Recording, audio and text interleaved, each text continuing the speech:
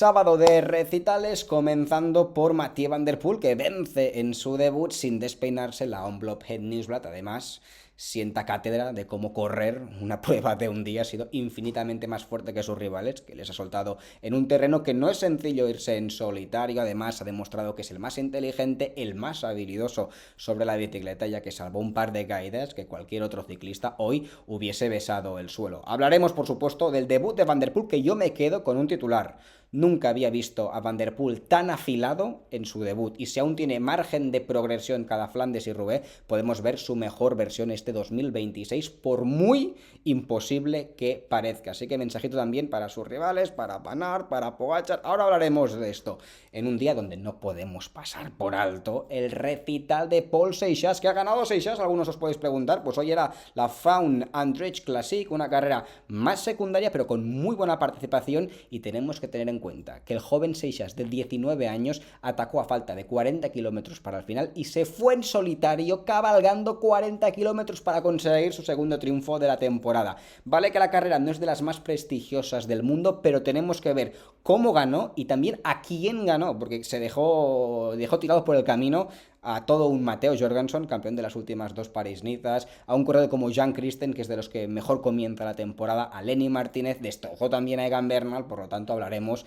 de Seixas, que sigue mejorando como corredor y a sus 19 años se está consolidando como uno de los ciclistas a tener más en cuenta para el futuro del ciclismo, Así que vamos a hablar de muchas cosas. Vamos allá, chavales. Yo soy Marc Figueras y esto es El Sello Ciclista.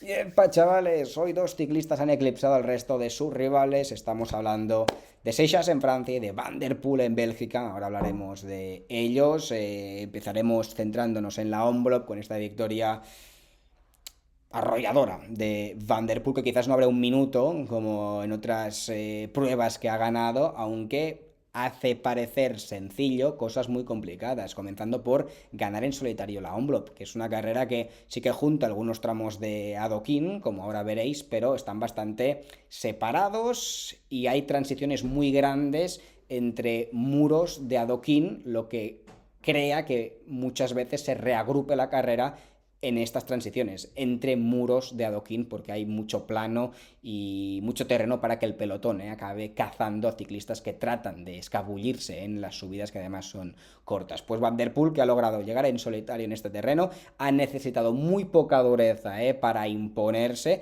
y además no ha sido una carrera sencilla. Ahora veréis que se han producido montoneras, caídas, y Van der Poel no ha estado exento de este tipo de problemas. Lo único que, aparte de ser el más fuerte, es el más habilidoso, es el que está más concentrado y es quien mejor ha sorteado cada uno de los problemas que se le han presentado. Vamos allá a hablar de ello. Like, chavales, suscripción, dejadme vuestras conclusiones y vuestra lectura de esta Omloop Het Nieuwsblad 2026, y aquí estáis viendo a un Van der Poel que se sube por los pianos en las curvas, como os explicaba. No solamente es el más fuerte, sino que también es el más habilidoso. Aquí estáis viendo el momento clave de la carrera, donde a falta de 45 kilómetros para el final en el Mollberg apretaba desde abajo un gran Florian Vermeersch, que hablaremos de él, y Van der Poel se ha encontrado, como el resto de integrantes del pelotón, con este infortunio, la caída del ciclista que iba a rueda de Vermeersch, que era un corredor del Tudor.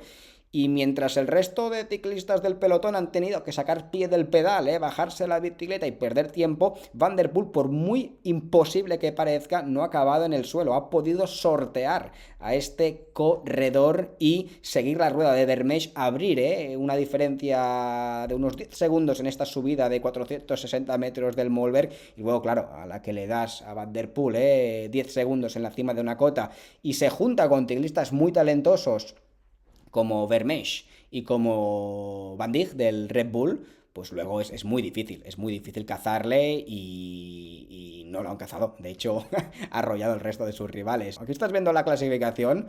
Bueno, más que nada para que veáis un poco las diferencias. 22 segundos con el grupo perseguidor, o sea, cuando se ha formado esta avanzadilla después de la caída que ha sorteado muy bien en el Mollberg Van der Poel, pues ha ido con Florian Vermeersch, que era el ciclista que iba por delante de este corte, y con Tim Van Dijk, que ha sido aparte de Van der Poel, el corredor que también ha podido superar este pequeño obstáculo que ha acabado siendo el corredor del Tudor. El resto de corredores como Laporte, Degen, Meus se han quedado cortados y claro, cuando se va por delante Van der Poel con corredores muy buenos, pues es muy difícil echarle abajo. Han tratado el Visma, el Soudal de recomponerse, pero claro, cuando llegan gregarios por detrás y se empiezan a organizar, pues Van der Poel, Van Dijk y Florian Vermeersch ya les metían más de 30 segundos, y luego ya en este terreno tan ratonero como es una Omloop en Nieuwsblad, con muros, con subidas, bajadas, muchos cambios de dirección, es difícil para un pelotón cazar a un trío tan poderoso como el que estamos comentando. Luego en el mur de Gerasbergen,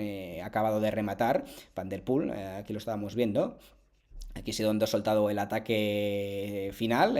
Aquí se ha escapado con Vermeersch y con Van Dijk, que es este de aquí, que ha leído bien la caída y ha pasado por esta parte de la carretera y luego los ha rematado en el mur de Gerasbergen, pero era una muerte anunciada. Aquí se ha ido del pelotón, de la vigilancia de la gran cantidad de corredores, ha seleccionado la carrera y luego en el momento más duro de la prueba, en el mur de Gerasbergen, los ha remachado. Aún tenía una segunda oportunidad en el Bosberg, pero incluso antes de llegar a las rampas más duras de Gerasbergen ya dejaba de rueda prácticamente sin atacar a sus rivales, solamente imprimiendo un ritmo más alto. ¿Qué pensáis de la victoria de Mathieu Van der Poel? Pero a mí me ha asombrado mucho el ritmo de carrera que ya tiene a las primeras de cambio. Si queréis podemos meter el bisturí en momentos claves de la prueba, porque algo que me ha alucinado es que es muy fuerte, esto lo sabemos, pero la habilidad que ha tenido en este punto clave de la carrera en el Mollberg habla de que es un ciclista habilidoso, pero que está en todo momento concentrado, porque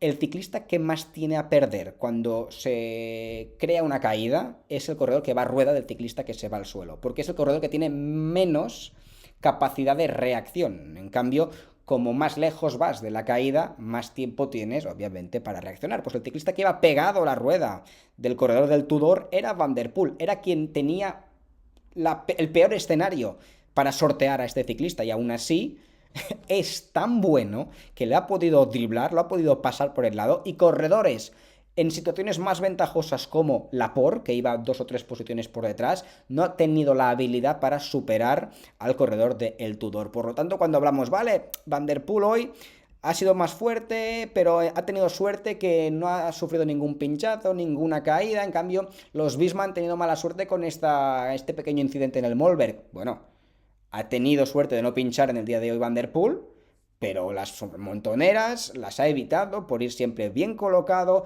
Los problemas que le han surgido durante la carrera los ha evitado mejor que nadie, y no ha tenido mejor suerte, por ejemplo, en el día de hoy Van der Poel, que Laporte, que se encontraba incluso en una situación más ventajosa en el momento de la caída. Pues un Mathieu Van der Poel que cuando se te va por delante, pues sabíamos que era cuestión de tiempo que soltase a estos dos corredores. Lo ha hecho y hemos visto un dominador Van der Poel en el día de hoy, que llegará en una gran condición física a las clásicas, pero claro, es que cuando ves a Vermeersch, ves corredores como Van Dijk, son muy buenos, pero es que a día de hoy Van der Poel es tan poderoso que a la que participa una clásica, pues solamente ciclistas como Pedersen, ciclistas como Van Aert o Pogačar, os diría, pueden pararle los pies. A la que hay un poco de dureza como en el día de hoy, Pedersen, Van Aert y Pogačar son los únicos 3 que pueden estar a su nivel. El resto de mortales están 1 o 2 puntos por detrás de él. Y no se encontraban, no es quitarle mérito, pero es que a este Van der Poel solamente le pueden parar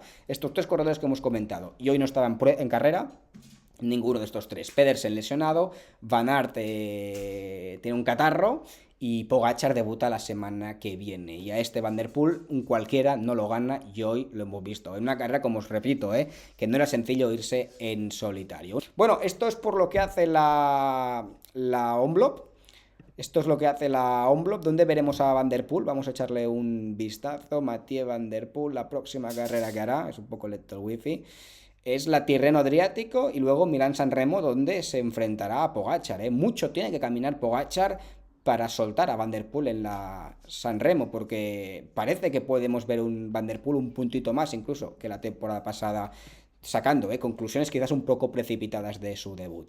Y hablemos ya, para cerrar el vídeo, de la victoria de hoy de Paul Seixas, que vale, que cuando hablas de que Mathieu Van der Poel ha ganado La Omloop es una carrera ya que viene de tiempos indómitos, desde la Primera o la Segunda Guerra Mundial que se lleva a cabo. En cambio, la Faun Andrés Classic es una carrera que poca gente conoce, 26 ediciones, aunque el terreno era muy duro. Aquí lo estáis viendo, creo que se ve perfectamente, ¿no? Epa, perdón, aquí estáis viendo. El terreno era muy duro, con bastantes cotas. El cambio de ritmo lo ha lanzado en este puerto más duro de todos. Esta subida de 5 kilómetros al 6,9%. De hecho, ni ha atacado. Se ha puesto desde abajo prácticamente a tirar a ritmo. Y a medio puerto se ha quedado solo. Ni Jorgensen, ni Kristen, ni incluso Bernal han podido seguirle a ritmo. Este chaval que da miedo el techo que puede tener Paul Seixas. Y luego baja muy bien, es muy completo. Es un corredor muy completo. Lo vimos ya en carreras como en el Algarve, que contrarrelojea bien, es bueno en puertos explosivos, en puertos largos. Pues hoy hemos visto otro registro de Seixas que en carreras de un día, accidentadas, lo puede hacer muy bien. Y cuando se ha ido en solitario, ha abierto unos 25 segundos en la cima, ha bajado como un auténtico tiro, les ha abierto incluso más tiempo en la bajada, al que le han recortado. En esta parte de aquí, antes de esta pequeña cota, habría unos 30 segundos y pico, 30 segundos generosos, y luego sí que era un terreno quebrado, pero también ha demostrado que es un ciclista con capacidad rodadora y ha ido incrementando la diferencia hasta llegar a la línea de meta con más de un minuto, 1 minuto y 48 a Kristen, que viene de ganar el Alula Tour, que viene de hacerlo muy bien en Andalucía, que Lenny Martínez, que Matteo Jorgensen les ha metido casi 2 minutos a estos tres corredores que iban a muerte persiguiéndole, y ya a Bernal, a Pigazzole le ha metido más de 2 minutos. La participación era buena, fijaos los nombres que aparecen, en Guerrera, campeón de Colombia, vale que no está Vingegaard, vale que no está Pogačar, pero no hace falta que estén estos dos ciclistas para entender que el nivel de Seixas este 2026 es muy alto.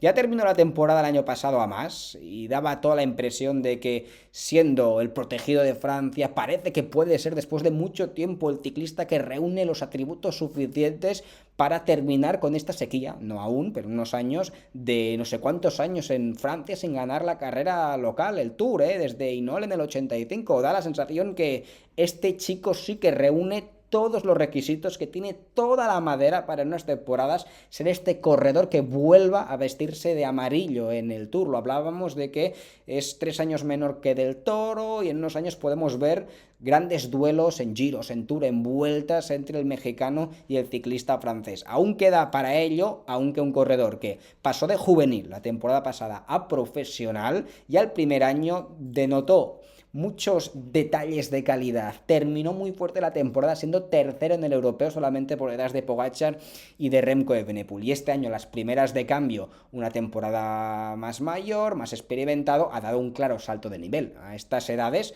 estos corredores pueden dar hasta los 24 o 25 años un salto de un 10% de nivel cada año mejor que la temporada pasada. Por lo tanto, la cuestión es cuánto margen de mejora tiene Seixas, porque a sus 19 años este nivel es algo inédito. O sea, no estoy diciendo que acabe ganando el Tour de Francia, ni que gane 5, ni que sea mejor que Del Toro, que sea mejor, que aquí estáis viendo el movimiento de Seixas, que sea mejor que Del Toro, o que Pogačar, o que ninguno de estos. Esto es incierto, aunque un corredor de 19 años, que lo lógico sería que fuese segundo año de sub-23, haga estos destrozos a nivel internacional y suelte a los mejores corredores del mundo, fijaos, atacando falta de 44 para el final, rodando más de 40 kilómetros en solitario, habla de que es un ciclista especial.